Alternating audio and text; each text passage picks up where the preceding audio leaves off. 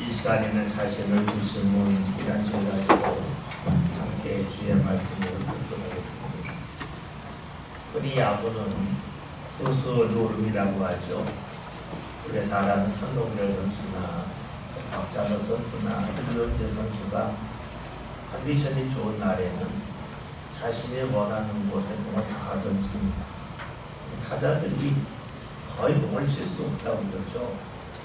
타자들이 안타를 칠 수 있는 것은 투수가 실수하기 때문인데 컨디션이 좋은 날은 정말로 공을 치기가 어렵다 합니다. 그래서 WBC와 같은 국제 야구 대회에서는 투수들에게 한 경기에서 일정 양의 공을 던지지 못하게 하죠. 그리고 많은 공을 던지게 되면 며칠 쉬라고 말합니다. 그만큼 투수의 역할이 크기 때문입니다. 그러면 배구에서는 누가 가장 중요한 역할을 하겠습니까? 바로 센터입니다. 그래서 배구는 센터 노름이라고 하는 이야기를 합니다. 우리나라 배구 역사상 가장 뛰어난 센터 중에 한 사람은 1964년생인 신영철 씨입니다. 그는 세계대회에서 우리나라가 우승하지 못했음에도 불구하고 최고 센터상을 3번이나 받은 사람입니다. 1990년대 초반에 우리나라 남자 배구 국가대표팀의 주포는 하종화 선수와 만학길 선수였습니다. 두 선수가 모두 실업팀이 현대팀에 소속되어 있었습니다. 당시 신영철 선수는 군에 입대해서 상무팀에서 활약했는데 놀랍게도 상무팀이 현대팀을 만나면 늘 이겼습니다.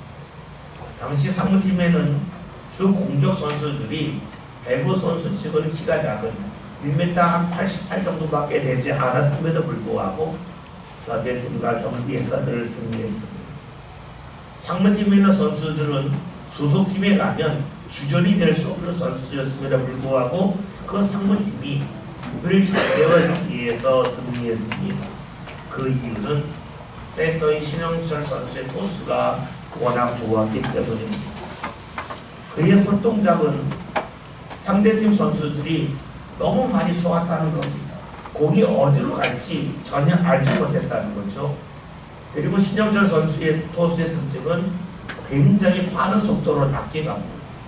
그러니까 상대팀 선수가 따라오기 전에 공격 선수들이 거의 브라킹이 없을 때에 공격을 하기 때문에 성공률이 높을 수밖에 없었습니다. 아무리 강스파이크를 할 수 있는 선수도 할지라도 공격하기 좋은 토스로 공이 올라오지 아니한다면, 그리고 공이 올라왔다 할지라도 상대팀에서 3명의 브라커들이 든다면 좋은 결과를 얻기가 어렵겠죠. 배구에서 센터는 토스를 얼마나 잘하느냐 하는 것을 통하여 그의 실력이 판정이 되는데, 그 토스에 따라서 선수들의 공격 성공률이 달라집니다. 좋은 센터를 만나면 평범한 선수도 아주 뛰어난 활약을 할 수가 있겠죠.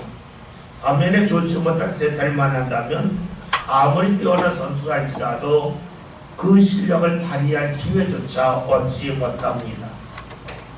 여러분, 그렇습니다. 좋은 센터는 무조건 공을 띄워주는 선수가 아닙니다. 같은 팀 선수의 그 속도에 맞게, 움직임에 맞게 정확하게 토스해주는 선수입니다. 그래서 가장 좋은 조건에서 공격할 수 있도록 돕는 센터가 좋은 센터입니다. 만약에 센터가 같은 팀 선수의 움직임을 전혀 알지 못한다면, 그리고 그 높이를 제대로 맞추지 못한다면 공격수는 제대로 활약할 수가 없습니다. 그리고 그런 센터를 좋아하는 공격수는 없겠죠. 아마 나중에 말할 겁니다. 센터 바꿔달라고 열심히 항의할 것입니다. 마주하는 상대에게 좋은 공을 건네주는 것은 배구에서만 필요한 일은 아닙니다. 우리가 누군가와 이야기할 때에도 답하기 편한 말을 하는 사람이 있습니다. 내가 이야기할 때에 답을 하면서 나로 하여금 답하기 쉽고 편하게 대하는 사람이 있습니다. 그런 사람과 대화는 즐겁죠. 반면에 어떤 사람은 말할 때마다 어떤 답을 해야 될지 나를 초조하게 만드는 그런 사람이 있습니다. 어떤 마음이 듭니까? 이 사람 만나는 거 힘들다. 언제 이 사람 벌써 떠날까 하는 생각만이 떠오를 뿐입니다. 말을 잘한다고 하는 것은 말을 오래 하는 것도, 말을 빠르게 하는 것도, 유식한 단어를 사용하는 것도 아닙니다. 말을 잘한다고 하는 것은 상대가 알아들 수 있도록, 그리고 상대가 답하기 좋을 수 있도록 말하는 사람입니다. 그러면 말을 잘하려면 무엇이 필요하겠습니까? 상대의 상태를 알아야 됩니다. 상대의 상태를 알지 못한다면 같은 말을 할지라도 즐거울 수도 있지만 때로는 무리할 수도 있습니다. 말만 그런 것은 아니죠. 우리가 약을 먹는 것도 마찬가지 아니겠습니까? 약을 복용하는 것도 그 복용하는 사람의 상태에 따라서 크게 도움이 될 수도 있고 별로 도움이 안 될 수도 있고 때로는 오히려 건강을 해칠 수도 있습니다. 그러기에 무언가 주었다고 하는 자체보다는 내가 준 것이 상대에게 얼마나 유익한가, 유익하지 아니하느냐가 더욱더 중요합니다. 그렇죠. 유익한 걸 주려면 먼저 상대를 알아야 되고 상대에게 필요한 것이 무엇인지를 알아야 합니다. 반대로 보면 상대를 알지 못하고 상대에게 무엇이 적절한지 알지 못한다면 주는 사람은 좋은 것을 줬다고 자부하려는지 모르겠지만 그것이 상대를 힘들게 할 수 있습니다. 마치 불난 집에 기름 부리는 격이 될 수도 있습니다. 따라서 주는 것을 보면 상대가 나를 얼마나 알고 있는지, 그리고 나에게 얼마나 알려고 하는지를 알 수가 있습니다. 다시 말하면 상대가 나에게 주는 것을 보면 그것이 말일지 또 물질일지 관계없이 그 사람이 나에게 관심이 있는지 없는지를 알 수 있습니다. 그 사람이 나를 사랑하는지 사랑하지 아니하는지도 알 수가 있습니다. 흔히 기독교를 사랑의 종교라고 말하죠. 성경에서 하나님은 사랑이라고 말씀하고 있습니다. 교회에 나오지 않은 사람도 기독교는 사랑의 종교야 라고 말을 합니다. 기독교의 핵심이 사랑이라는 겁니다. 왜 사랑이 기독교의 핵심이겠습니까? 그 이유는 하나님이 우리 상태를 알고 계시고 우리에게 무엇이 필요한지를 아시기 때문입니다. 만약에 하나님께서 나를 알지 못하고 내게 무엇이 필요한지 알지 못하면서 무언가 자꾸만 주신다면 그것이 때로는 우리의 삶에 짐이 될 수가 있고 삶을 넘어뜨릴 수도 있습니다. 하나님은 우리를 사랑하십니다. 다시 말하면 우리의 상태를 알고 계시고 우리에게 무엇이 필요한지를 알고 계시고 그것을 주시는 분이라는 거죠. 오늘 성경이 이를 말씀합니다. 본문에 있는 말씀 함께 봅니다. 그가 우리를 대신하여 자신을 주신 모든 율법에서 우리를 성령하시고 우리를 깨끗하게 하사 선한 일을 시시하는 방법이 선을 위하여 하십니다. 오늘 본문에서 그는이라고 나와있는데 그는 하나님을 말합니다. 따라서 그가 우리를 대신해서 자신을 주셨다는 말씀은 하나님의 자신을 우리에게 주셨다는 말씀이 됩니다. 우리는 놀라게 됩니다. 우리는 준다고 할 때에 무엇을 줍니까? 내가 소유하고 있는 것의 일부를 줍니다. 내가 누군가에게 옷을 준다고 그러면 내가 입고 있는 옷을 줄 수도 있고 집에 있는 옷장에 있는 옷을 줄 수도 있습니다. 그러나 모든 것을 주진 않습니다. 일부를 줄 뿐입니다. 그리고 줬다 한들 그 사람에 다 맞는 것은 아닙니다. 맞지 않는 것도 상당히 많습니다. 그런데 하나님은 우리에게 일부를 주는 게 아니라 자기 자신을 다 주셨다고 말씀합니다. 모든 것을 주셨다는 겁니다. 왜 주셨을까요? 그것이 사람에게 유익이 되기 때문입니다. 하나님이 하나님 자신을 우리에게 주신 것은 하나님이 우리에게 짐이 되는 것이 아니요 힘이 되시기 때문입니다. 하나님이 우리에게 말씀을 주신 것은 그 말씀이 우리에게 짐이 되는 것이 아니고 힘이 되기 때문에 주시는 것이죠. 오늘 말씀을 보면 하나님이 자기 자신을 주신 것은 우리를 대신하기 위함이라고 말씀합니다. 대신한다는 것은 바꾼다는 것을 말하죠. 우리는 물건을 살 때에 돈을 주고 물건을 받아옵니다. 돈과 물건을 바꿉니다. 그러면 물건을 파는 사람은 어떻게 하겠습니까? 자신이 그 물건을 띄워온 것보다 더 많은 돈을 받아야만 그 물건을 줍니다. 그 물건을 팝니다. 다시 말하면 물건을 파는 사람은 물건보다 자신이 받는 돈의 가치가 더 많을 때에 거래를 합니다. 그냐는 말로 장사하는 사람은 손해를 보지 아니합니다. 그러면 하나님이 대신했다는 것은 하나님이 무언가 샀다는 겁니다. 다시 말하면 하나님이 샀다고 하는 것은 하나님이 돈을 지불했다는 것이고, 이것을 거래로 보면 하나님이 손해를 보았다는 겁니다. 손해를 보았다고 하는 것을 크게로 말하면 작은 것을 얻기 위하여 큰 것을 지불했다 하는 말이 됩니다.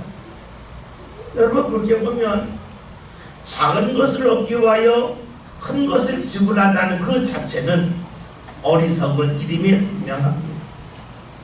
그럼에도 불구하고 우리가 지혜롭다고 고백하는 그 하나님께서 어리석은 일, 다시 말하면 큰 것을 지불하고 작은 것을 얻으셨습니다. 왜 그렇게 하셨겠습니까? 왜 하나님이 손해보는 거래를 하셨겠습니까? 왜 하나님이 크신 것을 포기하고 작은 것을 구하셨겠습니까? 이유는 간단합니다. 사랑하기 때문입니다. 사랑할 때 일어나는 일은 계산이 멈추어진다는 겁니다. 사랑할 때의 특징은 손해보는 것을 즐거워한다는 데 있습니다. 생각해 보세요. 여러분의 집에서 상을 차렸는데 자녀가 음식을 잘 먹어요. 많이 먹어요. 여러분, 그때 부모가 야, 얘 한 입 먹을 때마다 500원이다. 그만 먹으면 좋겠다. 그런 계산을 합니까? 계산하지 않는다는 겁니다. 분명 먹을 때마다 돈이 더 많이 나가는 걸 알지만 그것이 즐겁습니다. 경제적으로 손해임을 알지만 그것이 즐겁습니다. 여러분, 자녀가 열심히 공부할 때에 부모들을 지원합니다. 지원하면서 이 돈 마련하려면 내가 몇 시간 더 일해야 되는데 공부 안 하면 좋겠다. 일하는 것이 있는데 그런 계산합니까? 하지 않습니다. 계산이 멈춰집니다. 그것이 사랑의 특징입니다. 계산이 멈춘다는 것은 돈의 계산만이 아닙니다. 마음의 계산도 무너집니다. 그래서 사랑할 때는 자존심도 무너집니다. 손해를 마다하지 아니합니다. 본문에서 하나님이 우리를 대신했다고 말씀합니다. 하나님이 우리를 대신했다고 하는 것은 하나님이 손해를 보았다는 겁니다. 하나님이 거래함에 있어서 손해보기를 주저하지 않았다는 것이죠. 그 이유는 우리를 사랑하시기 때문입니다. 그런데 오늘 말씀에서 그렇게 자기 자신을 주심을 통하여 하신 일이 무엇이냐면 모든 불법에서 우리를 속량하셨다라고 말씀합니다. 이 말씀은 하나님이 사람의 모습으로 오신 예수님께서 십자가에서 죽으심을 통하여 우리의 모든 죄를 짊어지셨음을 말씀합니다. 이것이 기독교의 중심이고 핵심입니다. 앞에서 언급했던 것처럼 하나님이 대신했다는 겁니다. 하나님이 손해를 보았다는 겁니다. 그러면 하나님이 자신이 대신해서 모든 사람의 죄를 사하였다는 것은 무엇을 말합니까? 하나님이 모든 사람보다 크신 분이라는 겁니다. 만약에 하나님이 사람보다 작은 분이라면 혹여나 모든 사람들이 다 모여서 힘을 합치지만 하나님보다 힘이 더 강하다면 하나님이 사람을 대신할 수는 없습니다. 하나님이 대신하셨다고 하는 것은 하나님의 사람보다 훨씬 더 크신 분이라는 겁니다. 그 크신 하나님께서 작은 사람을 대신했다고 하는 것은 하나님이 큰 손해를 보았다는 겁니다. 그리고 그것은 사랑한다는 증거이기도 합니다.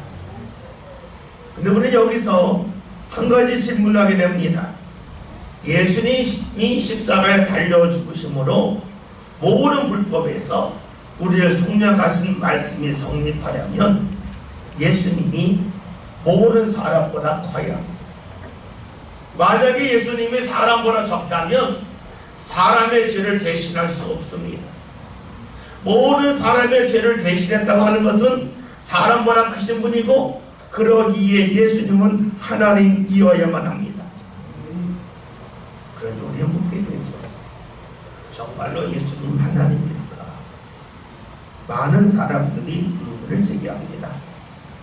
분명 예수님이 놀라운 이적을 행하셨고 좋은 말씀을 하셨다는 것을 인정하겠지만 그렇다고 해서 하나님이라고 하는 것은 너무나 큰 비약이라고 말하기도 합니다. 또 어떤 사람들은 예수님이 전하신 말씀을 하나하나 뽑아서 비교해 보았더니 과거에 유명한 그런 사람들이 했던 말과 크게 다르지 않다 하면서 예수님을 하나님이라고 말하는 것은 비이성적이라고 말하기도 합니다. 또 어떤 사람은 말하죠. 처녀가 아이를 낳았다고 죽었다가 살아났다고 그것은 과학적으로 틀리라고 말하면서 성경에 있는 내용은 동화책처럼 읽어야 되는데 왜 어리석게로 사람들은 그것을 사실로 받아들이냐고 주장하기도 합니다. 사람들은 사람이 못됐다고 하는 것, 죄인이라고 하는 것에 동의하지만 예수님은 하나님을 쏟고 사람이기에 예수님이 십자가에서 죽었다 한들 어떻게 우리의 죄가 없어지겠냐라고 말하기도 합니다. 그런데 우리가 여기서 반대로 질문할 것이 있습니다. 만약에 하나님께서 사람을 대신해서 십자가의 죽음을 통하여 사람의 모든 죄를 사하셨다는 것을 받아들일 수 없다면 다른 방법으로 가능한 것이 있겠는가 하는 겁니다. 그 방법 말고 하나님이 우리를 사랑하시기 때문에 하나님의 손해를 보시면서 우리의 죄값을 다 지불할 수 있는 다른 방법이 있겠냐 하는 것입니다. 아무리 생각해봐도 다른 방법이 떠오르지 않습니다. 하나님께서 사람을 대신해서 죽는 것 외에 그 어떤 방법으로 사람의 죄를 씻을 수 있을까? 우리는 답할 수가 없습니다. 그럼에도 불구하고 사람들은 예수님이 사람의 죄를 대신해서 십자가에서 죽으셨음을 받아들이려고 하지 아니합니다. 왜 그럴까요? 입으로는 내가 옳지 않다고, 내가 부족하다고, 내가 죄인이라고 말하지만 실제로는 그렇게 느끼지 않기 때문입니다. 입으로는 나는 부족한 사람이라고 말하지만 속으로는 나는 괜찮은 사람입니다. 입으로는 나는 다른 사람보다 약해요라고 말하지만 속으로는 나만큼 강한 사람을 믿겠어 하는 그런 마음이 자리 잡고 있기 때문입니다. 그리고 그런 마음 갖고 사는 것이 삶에 큰 방해가 되지 않는다고 여기기 때문이죠. 생각해 봅시다. 내가 몸이 크게 아픈데 치료제가 없어요. 누군가 말하기를 당신은 모르는 치료제가 있는데 그 치료제를 통해서 많은 사람이 고침을 받았다고 하면 어떻게 반응하겠습니까? 그 치료제를 사서 그 치료를 통하여 도움을 발휘할 것입니다. 그런데 내가 몸이 크게 아프지 않다면 그럴 겁니다. 괜찮아. 시간 지나면 낫겠지 뭐. 괜찮아. 다른 사람도 다 이 정도 아픈데 사는데 지장 없어 라고 하면서 새로운 치료제를 거부할 것입니다. 다시 말해서 우리가 하나님이 사람이 되신 예수님이 십자가를 지심을 통하여 우리의 죄를 대신했다고 하는 것을 믿지 않는 이유가 어디 있겠습니까? 내가 주인임을 믿지 아니하기 때문입니다. 그리고 죄인으로 살 때의 삶이 얼마나 힘든지에 대하여 모르기 때문입니다. 다시 말하면 나 자신의 자리를, 내 삶을 제대로 보지 못하기 때문에 우리는 예수님에 대하여 믿으려고 하지 아니합니다. 오늘 읽은 본문에서는 속죄에 대하여 말씀하고 있는데 오늘 성경에서는 속죄라고 하는 단어가 나오지 않습니다. 본문을 다시 한번 볼까요?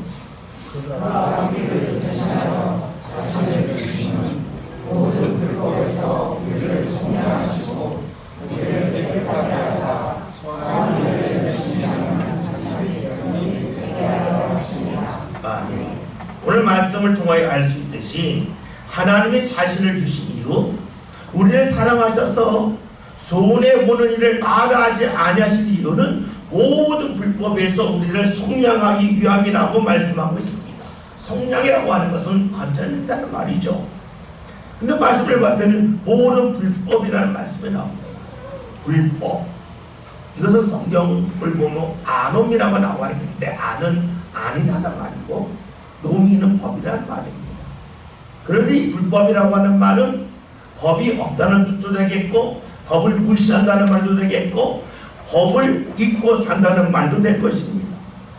여기서 물론 법은 하나님의 말씀이 되겠죠. 따라서 불법이라고 하는 것은 하나님의 말씀이 아니라고 틀렸다고 주장하는 그런 것을 말합니다. 그래서 무엇이 옳다는 겁니까? 바로 내 생각과 판단이 옳다는 겁니다. 내 생각과 판단이 옳다고 하는 사람은 다른 사람이나 하나님의 말씀을 전혀 안 들을까요? 듣습니다. 듣기는 듣는데 거기서 자신이 취사 선택합니다.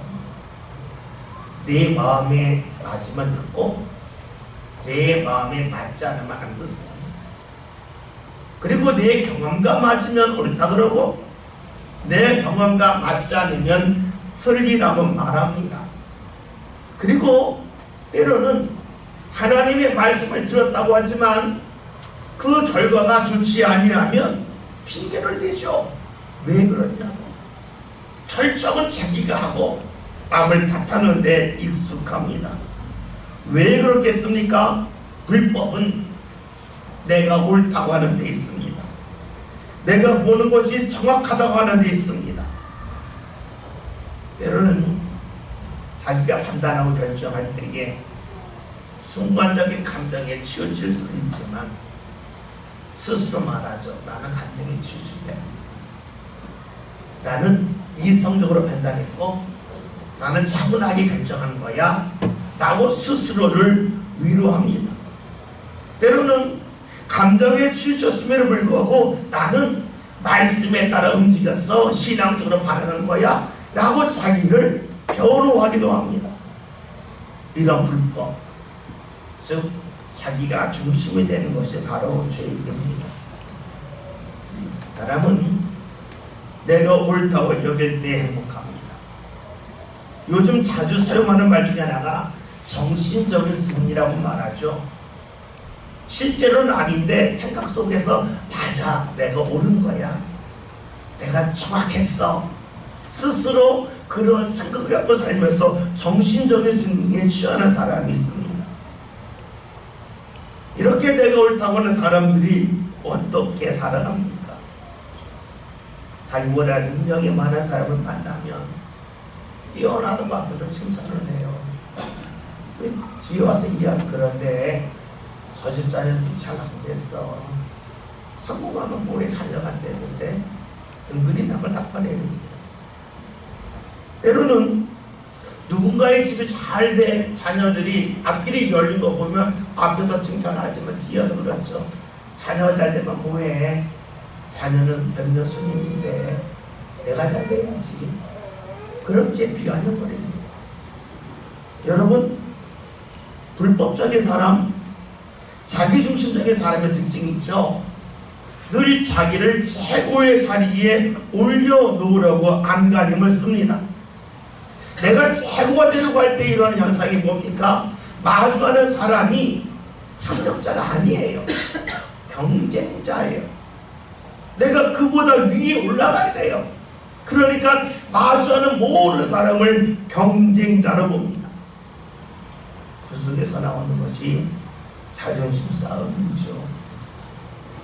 참여에 많은 어른들이 자녀들에게 사이좋게 지내라 라고 말해놓고 자기는 그렇게 안 지내요. 자녀들에게 협력하며 살라고 하고 자기는 밖에 나가서 경쟁 속에 살려고 합니다. 왜 이렇게 앞뒤가 맞지 않겠습니까? 그 이유는 내가 옳다고 하는 생각이 삶을 지배하기 때문입니다. 다시 말하면 나의 부족함과 약함을 인정하지 아니하기 때문입니다. 입으로는 하나님을 믿는다고 말하지만 실제로는 하나님을 믿지 않기 때문입니다. 그런 사람의 특징은 하나님의 말씀을 따르기 위하여 내 생각과 마음을 바꾸려 하기보다는 내 생각과 마음에 맞지 아니하면 하나님의 말씀을 과감히 부정하고 맙니다. 그리고 하나님의 인도하심과 하나님의 은혜도 내가 원하는 때에 내가 원하는 방법으로 임의한다고 주장을 하죠. 이것이 바로 불법에 빠진 사람, 자기가 중심이 되려고 하는 사람의 모습입니다. 그럼에도 불구하고 하나님은 사람을 사랑하십니다. 그럼에도 불구하고 그 불법에서 벗어나게 하시려고 하나님이 우리를 대신해서 십자가를 지셨습니다. 그렇다면 하나님이 우리를 대신하신 일, 즉 예수님이 십자가를 지심을 받아들일 때에 어떤 일이 일어나겠습니까? 오늘 성경에서 말씀하고 있는 것처럼 모든 불법에서 벗어납니다. 주를 믿을 때 일어나는 일은 내가 옳다는 자리에서 벗어납니다. 그렇습니다.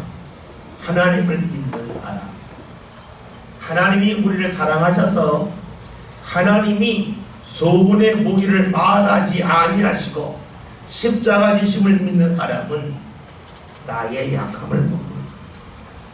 나의 무능함을 봅니다. 그리고 하나님이 우리를 사랑하셔서 대신하셨음을, 예수님의 십자가를 통해서만 우리의 약함을, 그 약함으로 인해 해야 할 일을 알지 못함을, 그리고 잘못된 일을 내가 하고 있음을 보게 됩니다. 그런 우리를 하나님은 외면하지 아니하시고 사랑하심도 보게 됩니다. 하나님이 우리를 사랑하심을, 그리고 소원의 모심을 우리가 알고 있기를 원하고 계십니다. 하나님의 사랑이 있습니다. 그 사랑은 손해를 보시는 사랑입니다. 그 하나님을 우리가 믿을 때에 하나님 앞에서 우리의 생각과 주장이 사라집니다. 이것으로 성경에서는 우리를 깨끗게 하신다라고 말씀합니다. 우리를 깨끗게 하신다고 하는 것은 무엇을 말합니까? 하늘 봅시다. 우리가 하늘에 먼지가 많으면 하늘을 높이까지 오지 못합니다. 하늘에 먼지가 없을 때에, 구름이 없을 때에 멀리까지 보죠. 하늘이 깨끗할 때에 높은 하늘을 볼 수가 있습니다. 그렇습니다. 우리가 하나님이 나를 사랑하셔서 십자가를 대신 지심을 통하여 내가 옳다고 하는 자를 벗어나게 하심을 받아들일 때 일어난 일은 무엇입니까? 우리가 하나님을 멀리까지 봅니다. 하나님이 인도하심을 마음껏 볼 수 있습니다. 깨끗한 사람이 됩니다. 여러분 그렇잖아요. 내가 하는 일에 그 일이 앞으로 어떻게 진행될 줄 알면 사람은 하는 것이 달라집니다. 멀리까지 보면 달라지죠. 우리가 누군가 만나서 격하게 싸울 때가 있습니다. 왜 싸웁니까? 못 참기 때문에. 내 감정을 억누르지 못해서 싸웁니다. 그런데 그 일 이후에 펼쳐질 것을 내가 보면 어떻게 됩니까? 싸우지 않습니다. 싸우면 내가 손해인데, 내가 싸우고 나면 큰 어려움 겪을 텐데 내가 왜 싸워? 내가 참고 말지, 내가 비껴가고 말지 하겠죠. 무엇을 말합니까? 깨끗하면 멀리까지 봅니다. 멀리까지 본다고 하는 것은 지금에 치우치지 않게 된다는 것을 말하죠. 그것이 어떤 결과로 나옵니까? 우리의 삶을 선한 행동으로 이끕니다. 선하다고 하는 것은 하나님의 일을 말합니다. 성경을 말씀하고 있습니다. 너희가 선한 일을 해서 선한 사람이 아니라는 겁니다. 악한 일을 해서 악한 사람이 아니라는 겁니다. 선한 사람이 선한 일을 하고 악한 사람이 악한 일을 함을 말합니다. 달리 말하면 무엇을 말합니까? 우리가 예수님을 믿음을 통하여 하나님이 우리의 죄를 대신하셨음을 믿음을 통하여, 그리고 내 생각과 그리고 내 경험을 앞세우는 것이 잘못됐다는 것을 깨달음을 통하여 우리의 생각과 마음이 깨끗해질 때에 우리는 나도 모르게 선한 일에 참여하는 사람이냐. 여러분, 기독의 핵심이 어디 있습니까? 그것은 하나님께서 우리를 사랑하셨다는 데 있습니다. 사랑은 뭡니까? 손해를 보는 겁니다. 크신 하나님께서 작은 우리를 위하여 십자가에 달려 돌아가심을 통하여 손해를 보셨습니다. 그 하나님을 가까이 하고 믿을 때에 일어나는 일이 불법에서 벗어나는 일, 내가 옳다고 하는 자리에서 벗어나게 됩니다. 그리고 내가 옳다고 하는 생각이 제껴지고 사라짐을 통하여 하나님의 인도하심을 멀리까지 봅니다. 깨끗한 사람이 됩니다. 그리고 그 깨끗하기 때문에 나도 모르게 그 일에 참여하는 사람이 될 수 있습니다. 오늘 성경 말씀하고 있습니다. 하나님이 자신을 주셨다라고 말씀합니다. 우리를 사랑하셔서 하나님의 손에 보셨다고 말씀합니다. 그 하나님을 우리가 믿고 따를 때에, 그 하나님이 우리 상관에 자리 잡을 때에 내가 옳다고 하는 그 생각에서 벗어납니다. 저와 여러분이 하나님을 온전히 믿읍시다. 하나님 앞에서 내 생각과 내 경험을 내려놓읍시다. 그리하여 우리의 삶이 깨끗해짐을 통하여 하나님의 인도하심을 마음껏 보는 가운데 선한 일, 하나님의 일, 하나님의 인도하심에 동참하는 저와 여러분 다 될 수 있기를 바랍니다. 오늘 말씀 제목, 자신을 주신 분입니다. 하나님이 우리를 사랑하셔서 자신을 주셨습니다. 하나님이 손해보셨습니다. 하나님이 손해보신 이유는 우리로 하여금 내가 옳다고 함을 통하여 하나님의 인도함을 바라보지 못하는 그 더러움에서 벗어나서 깨끗해짐을 통하여 하나님의 인도함을 마음껏 받는 은혜 사람으로 세우기 위함입니다. 그 하나님을 저와 여러분의 받아들이고 따르는 가운데 저와 여러분의 삶이 하나님의 인도함을 마음껏 받는 믿음의 주인공으로 살아갈 수 있기를 주의 이름으로 기원드립니다. 살아계신 하나님, 하나님께서 우리를 사랑하셨다는 것은 하나님이 우리에게 수월해 보셨음을 말씀을 통하여 보았습니다. 하나님은 우리를 사랑하시기에 그 크신 하나님께서 작은 우리를 얻기 위하여 자신의 몸을 십자가에 달려 죽게 하심을 통하여 우리의 삶을 인도하고 계심을 믿습니다. 하나님 앞에서 오늘 저희들이 주의 사랑을 믿고 받아들임을 통하여 내가 옳다고 생각과 경험에서 벗어나게 하시고 그리하여 주의 인도하심을 마음껏 받은 성도들을 다 되게 하여 주옵소서. 우리의 생각과 영혼이 맑아짐을 통하여 하나님의 인도한 마음껏 보고 따르는 성도를 되게 하여 주시어서 우리의 삶이 하나님의 일에 마음껏 참여하고 하나님의 인도함을 소망하며 살아가는 성도들 다 되게 하여 주옵소서. 예수님의 이름으로 기도하였습니다. 아멘.